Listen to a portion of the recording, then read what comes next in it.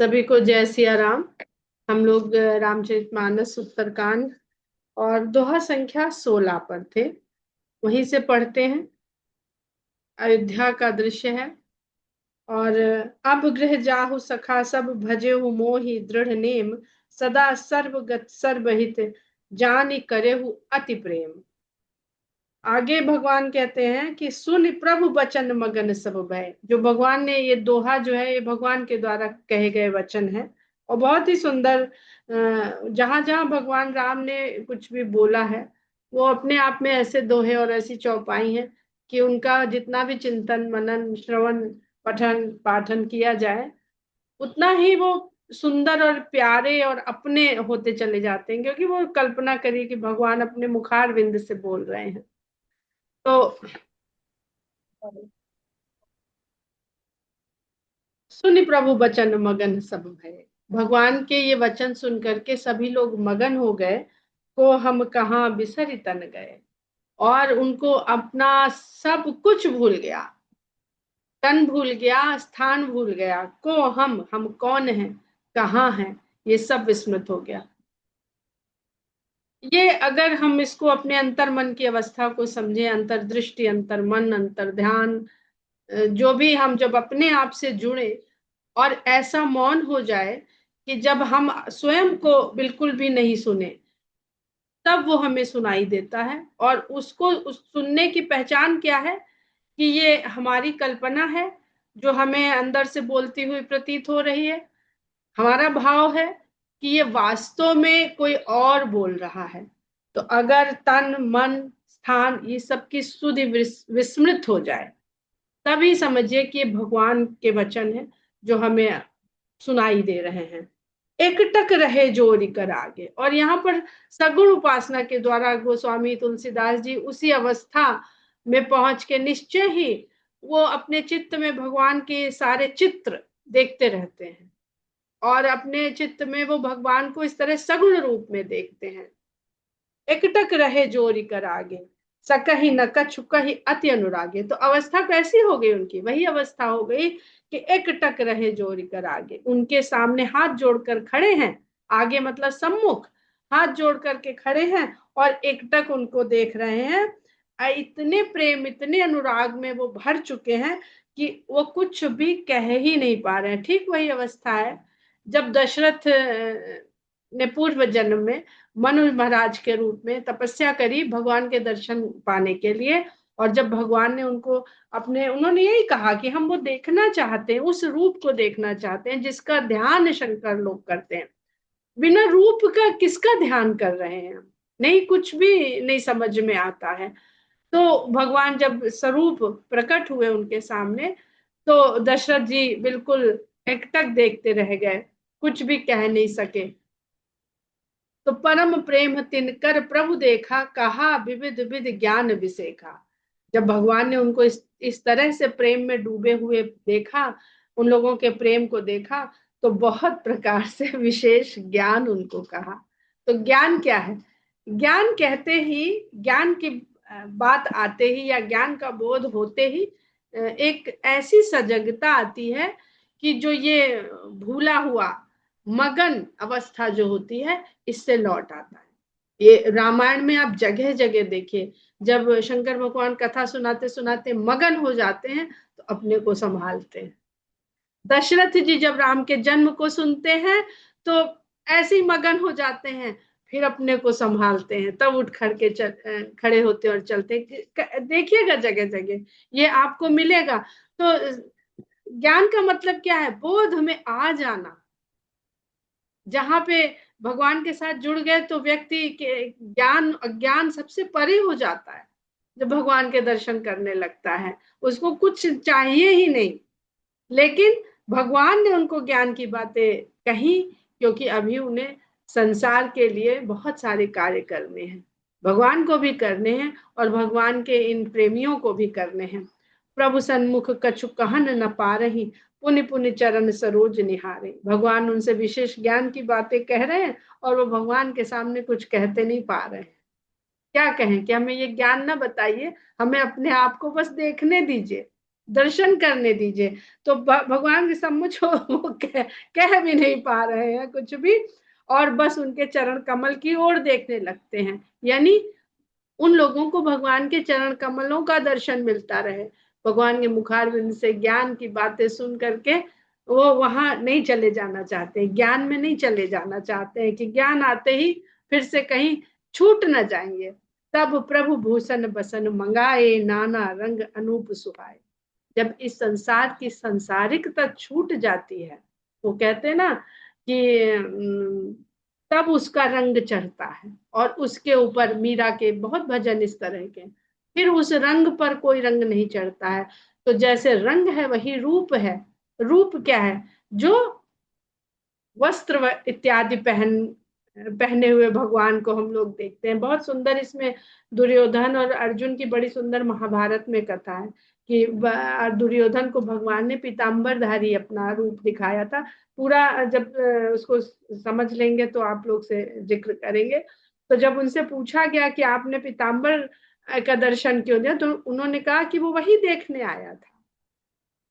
तो संसार में रहने के लिए जब हमारा सांसारिक राग रंग रूप छूटता है, तब भगवान, तब प्रभु भूषण बसन मंगाए, तब भगवान वस्त्र और आभूषण मंगाते हैं, नाना रंग अनूप सुहाए, जो विविध रंगों के हैं और अनुपम सुंदरता वाले हैं।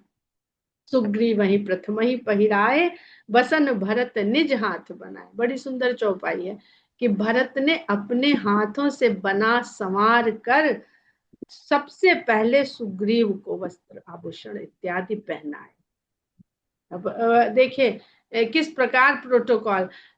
सुग्रीव एक राजा, किष्किंधा के राजा के रूप में वहां पर है, विभीषण भी राजा के रूप में है, लेकिन लंका के राजा बनने से पहले सुग्रीव जी किष्किंधा के राजा बन चुके हैं। उनकी भेंट भी पहले राम से हुई है। आगे गोस्वामी जी लिखते हैं कि प्रभु प्रेरित लक्ष्मण पहिराए, लंकापति रघुपति मन भाए। फिर भगवान की प्रेरणा से लक्ष्मण जी ने विभीषण जी को वस्त्र आभूषण इत्यादि पहनाए, जो रामचंद्र जी को बहुत भाए। अब ये कैसे गोस्वामी जी क्यों ये लिख रहे हैं कि भरत जी ने सुग्रीव को और लक्ष्मण जी ने विभीषण को? कोई तो इसके पीछे रहस्य है, नहीं तो किसी को भी किसी से पहनवा देते। तो यहाँ पे समझ में ये आता है कि अगर भरत और विभीषण के बीच में देखें तो राम और भरत भाई हैं, और विभीषण और रावण भी भाई हैं, और सुग्रीव और बाली भी भाई। तो ये तीन भाइयों के जोड़े हम देख रहे हैं, जिसमें बीच में कॉमन क्या है? राज्याभिषेक, राज का पद। अब बाली और सुग्रीव के बीच में जो राज्य है, बाली राजा है। जब बाली नहीं है वहां पर, सुग्रीव को लगता है कि अब बाली नहीं रहे, वो आते हैं, उनको जबरदस्ती कहते हैं कि सपने हमें कि राज्य सिंहासन, राज सिंहासन खाली तो नहीं रहेगा, तो जबरदस्ती हमें बैठा दिया। भरत जी को भी तो जबरदस्ती बैठाने की कितनी कोशिश करी थी, गुरु वशिष्ठ ने कोशिश करी थी कि बैठ जाओ, अगर इतना ही तुमको लग रहा है तो जब वो आए तब दे देना। वो भाव हम लोग फिर समझेंगे चित्रकूट में, और बहुत समझा भी है हम लोगों ने, तो वहां नहीं जाएंगे अभी। सुग्रीव ने जबरदस्ती जो राज दिया गया, उस राज को प्राप्त कर लिया, ग्रहण कर लिया, और भरत ने उसको ग्रहण नहीं किया कि ये मेरा है ही नहीं, मैं कैसे ग्रहण कर लूं इसको।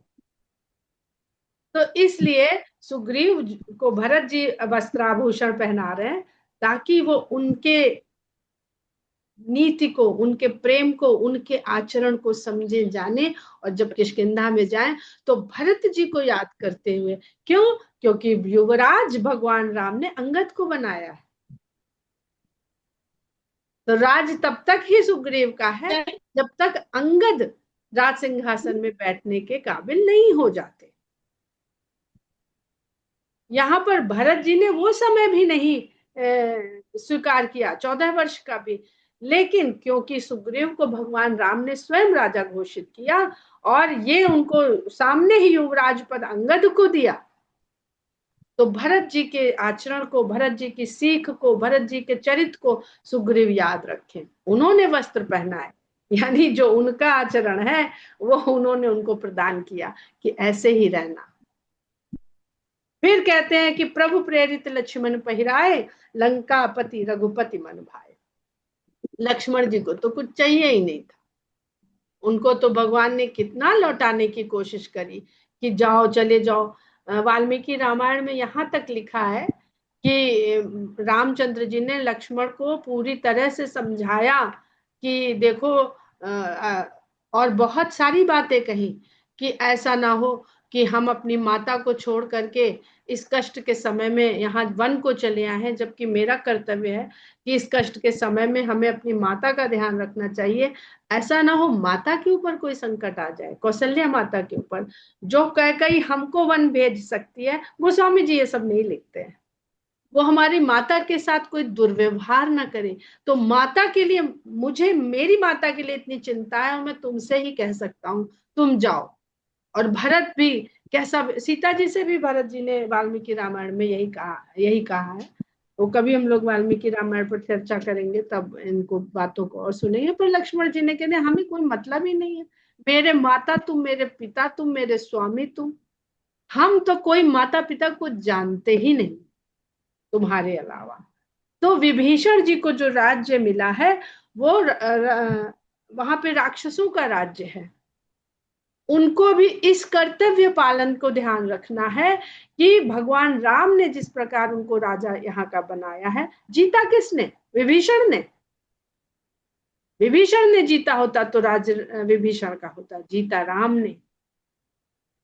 तो वो राज्य जो है राम का है, जिस प्रकार लक्ष्मण की भावना है कि सब कुछ राम का है, माता पिता राजा सब कुछ मेरे तुम ही हो।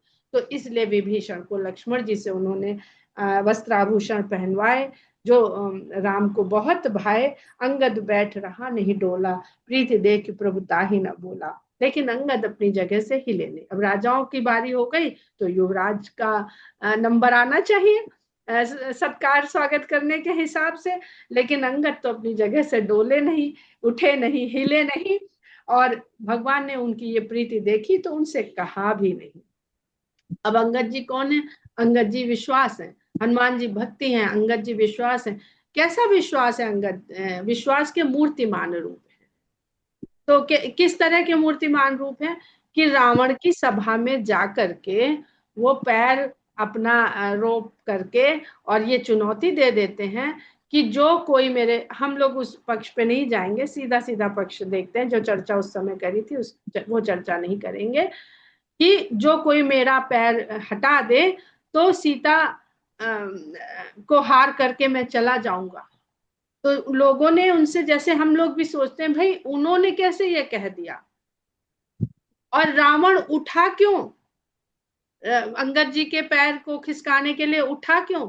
रावण को तो ये कहना चाहिएगा तुम हारोगे कैसे, सीता तो मेरे पास है, दांव पे लगाओ। जैसे पांडवों ने द्रौपदी को दांव पे लगाया था, क्योंकि द्रौपदी उनके पक्ष में थी, सीता तो रावण के यहाँ लंका में है। तो आप किसी के घर जाएं और उसी के घर की वस्तु को कह दें कि हम दांव पे लगाते, तो आप क्या कहेंगे? आप कहेंगे भैया जो तुम्हारे पास लाए हो साथ में, जो घर में, उसको दांव लगाओ। हमारी घर पे खड़ी गाड़ी और तुम इसको कह रहे हो कि हम इसको हार जाएंगे, पहले ये तुम्हारी है कि नहीं ये तो बताओ। पर रावण तब भी उठ गया। यानी अंगद के विश्वास ने रावण की इस भूल को हिला दिया कि सीता को वो हर के लाया है, सीता तो उसके पास है, हिल गया वो। तो अंगद का पैर तो नहीं हिला, रावण का विश्वास हिल गया, यानी अंगद का विश्वास नहीं डोला, नहीं हिला। तो इतना सुंदर अंगद का जो चरित्र गोस्वामी जी ने रामायण में लिखा है। और जब लोगों ने कहा भी कि भाई तुमने ये कैसे लगा दिया दांव कि सीता को हार जाएंगे, तो अंगद जी ने यही कहा कि सीता ना रावण की है, सीता ना मेरी है, सीता जिसकी है वो जाने। हमने तो कहने को कह दिया, विश्वास ऐसा था कि सीता जिसकी है वो खुद ही सीता की रक्षा कर लेगा। और रावण तो सीता की छाया, छाया का मतलब क्या था कि छाया को उठा करके ले गया था।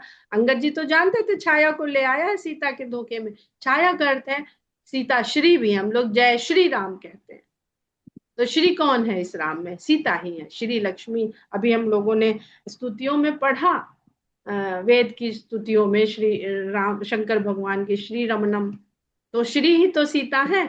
अब वो श्री को हम लोग क्या समझ लेते हैं? ये धन संपत्ति, इसको सोना हीरे जवाहरात जमीन जायदाद, इसको श्री समझ लेते हैं। यही सीता माता की छाया है। हम वास्तविक सीता को खोते जाते हैं और सीता की छाया को पकड़ते जाते हैं, अपनाते जाते हैं, अपने पास लेते जाते हैं। वास्तविक सीता तो सदा राम के पास है, राम की ही है। भगवान नहीं होंगे तो छाया किसकी? सीता की छाया नहीं है, भगवान की छाया है। और छाया को उठा लाए भगवान तो वहां है, तो वो छाया भी हाथ नहीं आई, क्योंकि छाया तो वहां रहेगी जहां पे व्यक्ति है। तो इस तरह का अंगद जी का विश्वास है, और इस विश्वास को कोई समझता नहीं है, केवल राम समझते हैं, भगवान समझते हैं अपने भक्त के भाव को। तो वो उनको नहीं बुलाते हैं। प्रीत देख प्रभुता ही न बोला, जामवंत नीलादि सब पहिराए रघुनाथ, ही अधरि राम रूप सब चले नाई पदमान। बड़े बड़े राजा लोगों को तो वे लक्ष्मण और भरत से पहनवा दिया, और जामवंत नील आदि को राम ने अपने हाथों से वस्त्राभूषण पहनाए। क्योंकि भगवान किसी पद राजा बन के हैं वहां पर अयोध्या में इस समय, लेकिन वो पद से मुक्त हैं। वो किसी को भी सम्मान दे सकते हैं, किसी को भी अपना प्रेम प्रदर्शित कर सकते हैं, प्रदान कर सकते हैं। ही अधरि राम रूप सब चले नाई पदमात। इस प्रकार राम के रूप को अपने हृदय में धर धर करके सब लोग भगवान के चरणों में मस्तक नवा करके चल पड़े। तब अंगद उठनाई सिर सजल नयन कर जोरी, अति विनीत बोले वचन मनहु प्रेम रस बोल। जब सब चल पड़े, अब किसी की हिम्मत नहीं कि कह दे कि ये विदा करने की पूरी प्रक्रिया हो गई, अब कैसे कहे? आपने खाना खिला दिया, मिठाई खिला दी, 100 इलायची पान भी खिला दिया, अब कैसे बैठे रहो? फिर कहना पड़ता अच्छा भाई अब चलते हैं। पान इलायची मिल गई तो फिर रुकने का बनता नहीं है, और वापसी वाला रिटर्न गिफ्ट भी दे दिया गया आपको, तब फिर तो फिर चलना ही पड़ेगा। शिष्टाचार तो यही है। तो सब जब चल पड़े, तब अंगद उठनाई सुर। तो अंगद ने सोचा कि अब तो सब जा रहे हैं, अब हमें कुछ करनी पड़ेगी क्रिया।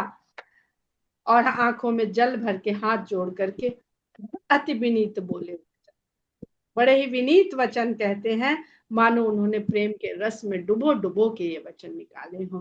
सुन सर्वज्ञ कृपा सुख सिंधो, दीन दया कर आरत बंधो, मरती बेरनाथ मोहिबाली, गयो तुम्हारे कोछे घाय।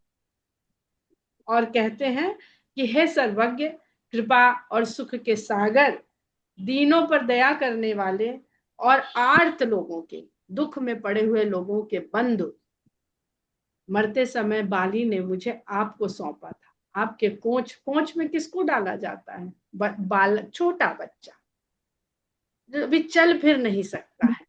गयूं तुम्हारे कोछे घाली, आपके कोछे में डाल। जो लोग अवध क्षेत्र से नहीं है, कोछा समझ लें कि जो आंचल से, जो हम लोग साड़ी पहनते हैं उसके आंचल से जो ऐसे बनाते हैं एक, उसको कोछा कहते हैं। और आज भी अवध क्षेत्र में बहू या बेटियां चाहे मायके से विदा हो चाहे ससुराल से विदा हो, उनको कोछा डालने की प्रथा है।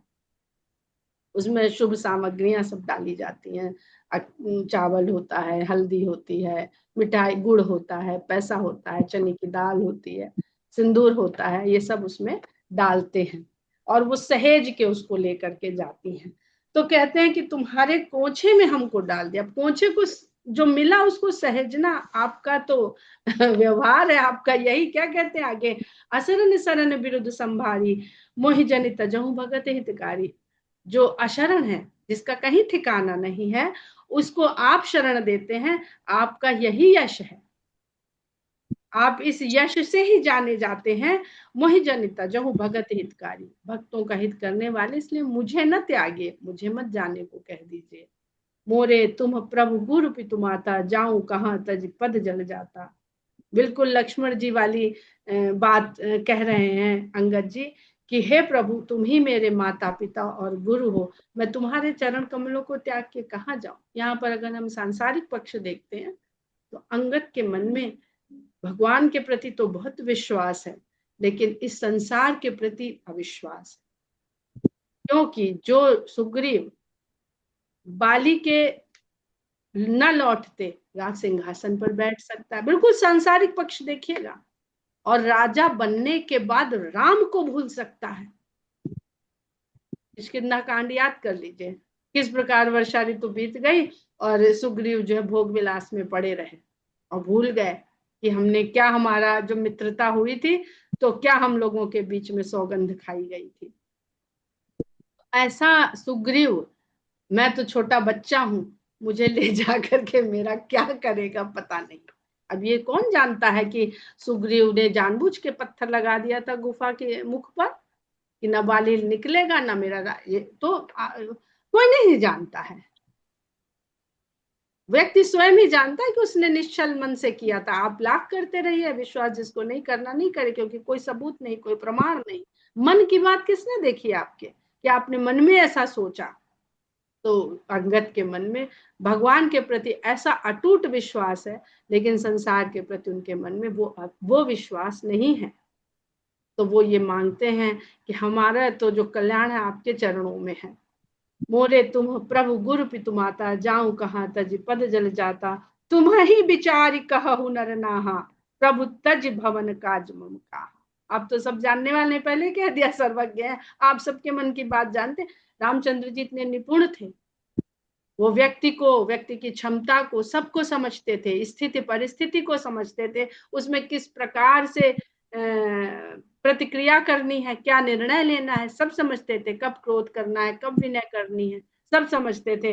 तो कहते हैं आप हे नरनाथ, मनुष्यों के नाथ, आप थोड़ा विचार तो करिए, कहाँ भेजे दे रहे हैं हमें, शत्रु के खेमे में फिर से भेजे दे रहे। अगर आप राजपाट की राजनीति को देखिए तो ये कोई बहुत बड़ी बात नहीं है जो अंगद जी के मन में भय के रूप में। तुम्हें विचार कहूँ नर नाहा, प्रभु तज भवन काज मम कहा। भगवान के भवन को छोड़ करके मेरा कहीं अब काम क्या है, और नहीं मुझे राजपद और युवराज पद चाहिए, मुझे यहीं बैठ के आपकी सेवा करनी है। बालक ज्ञान बुद्धि बलहीना, राखूं शरण नाथ जन दीना। मैं तो बालक हूँ, और ज्ञान में भी बालक के समान हूँ, बुद्धि में भी बालक के समान हूँ, बल में भी बालक के समान हूँ, सबसे हीन हूँ। मेरे पास कुछ है नहीं, ये तो आपकी संगत से है जो मेरा बल बुद्धि ज्ञान ये कुछ काम कर गया, ऐसा लगने लगा कि मैं कुछ कर सकता हूँ। तो हे नाथ, मुझे अपनी शरण में ही रहने दीजिए, अपना दीन जन जान करके अपनी शरण में रहने दीजिए। नीच टहल गृह कै सब करी हूँ, युवराज हैं, किष्किंधा जाएंगे, युवराज पद को सुशोभित करेंगे। नीच टहल, टहल कहते हैं सेवा कार्यों को। पहले जब जो काम वालियां आती थी, चाहे बर्तन धोने आ रही हैं, वो कहती थी टहल करने जा रहे। अब ये सब शब्द गायब हो गए हैं बोलचाल की भाषा। तो कहते नीच टहल गृह कै सब करूं, मैं घर के जितने भी छोटे से छोटे काम हैं, झाड़ू लगा दो, पोछा लगा दो, ये ले आओ, वो ले आओ, फैला दो, उतार लो, तहा दो, जो नीच से नीच काम होगा, छोटे से छोटा, नीच नहीं, छोटे से छोटा कार्य होगा, मैं वो सब कहूंगा, करूंगा। पद पंकज बिलो की भव तरी हूं, लेकिन ये सब करते हुए आपके चरण कमलों को देखता रहूंगा और उसी से मैं भवसागर तर जाऊंगा। कहाँ मुझे भेज रहे हैं राजपाट संभालने को। अस कही चरण परे हूँ, चरण परे प्रभु पाही, अब जनि नाथ कहूँ ग्रह जाए। ऐसा कह करके वो भगवान के चरणों को पकड़ के वहीं पर बैठ गए और कहते हैं कि पाही, पाही मतलब रक्षा करिए, बचाइए। तो दोनों बातें यहाँ पर, कि उस संसार में जो जहां मैं, मुझे डर भी लग रहा है, वहां भी मत भेजिए और मेरी रक्षा कीजिए, और इस संसार में आप फिर से हमें भेजे दे रहे हैं। आपके चरण का सामीप्य पा करके फिर कहाँ भेज रहे हैं हमें, फिर वहीं जाके फिर भटकाएंगे दुनिया सांसारिक कार्यों में। तो अब जनिनाथ कहो रह जाए, हे नाथ मुझसे घर जाने के लिए मत कहिए। अंगद बचन विनीत सुनि रघुपति करुणा सीव, प्रभु उठाई उर लाए सजल नयन राज। अंगद की बातों को सुन करके करुणा की सीमा भगवान राम उनको उठा करके हृदय से लगा लेते हैं, और उनके कमल नयनों में अंगद के इस प्रेम समर्पण भाव को देख करके जल भर आता है। निज उर्माल बसन मणि पालितन। अब देखिए कितना सुंदर, कौन सा भगवान उसको साज सज्जा मिली जो किसी को नहीं मिली। विदा कीन्ही भगवान तब बहु प्रकार समझाई। तब भगवान अपने गले की माला को उतारते हैं, अपने हृदय के वस्त्र को उतारते हैं और बाली के पुत्र को पहना देते हैं। अंगद ने बाली के पुत्र को पहना देते हैं। वो मान सम्मान प्रेम जो ना सुग्रीव को मिला, ना विभीषण को मिला, न जामवंत नल नील को मिला, वो प्रेम वो सम्मान अंगद को मिला। ये क्या है? विश्वास है। ऐसा विश्वास भगवान के प्रति हो तो भगवान ऐसे विश्वास की साज सज्जा सौंदर्य बढ़ाने के लिए खुद आगे आ जाते हैं।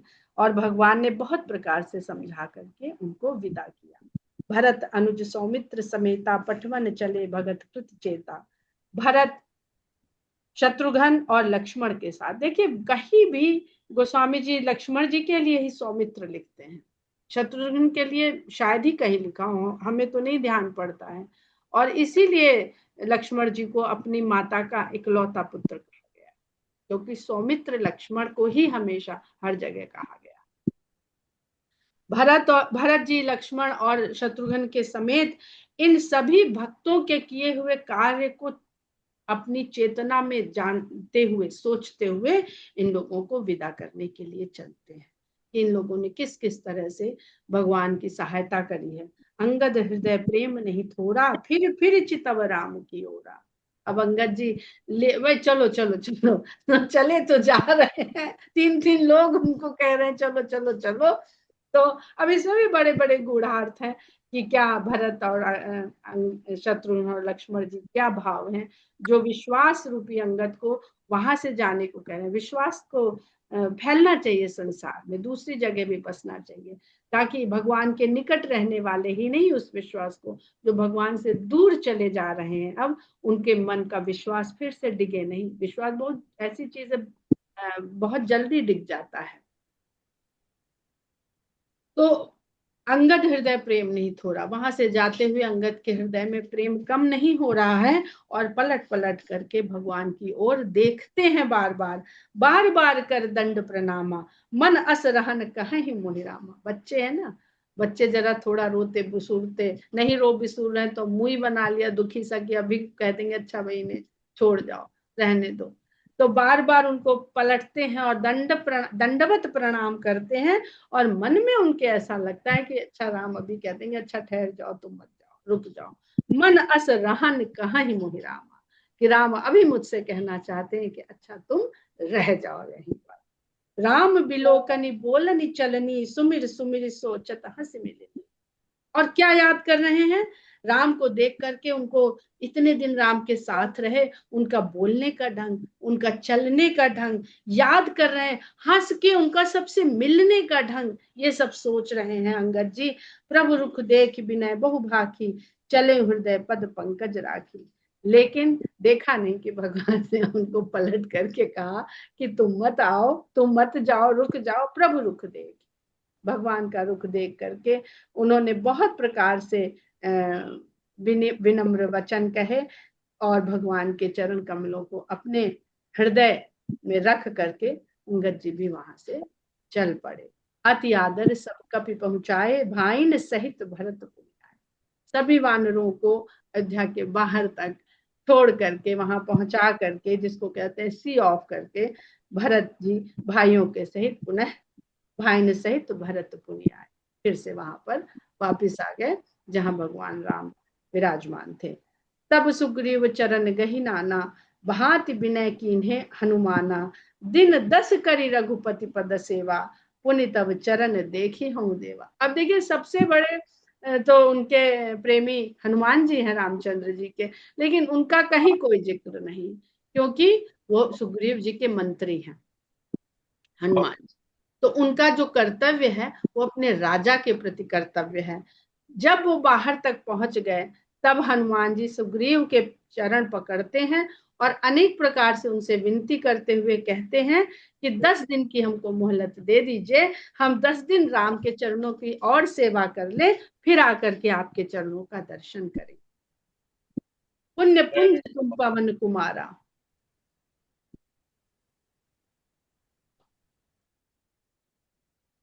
पुण्य पुंज तुम पवन कुमारा, सेवहु जाहि कृपा आगारा, अस कहि कपि सब चले तुरंता, अंगद कहाहि सुनहु हनुमंता। बहुत सुंदर वार्तालाप है।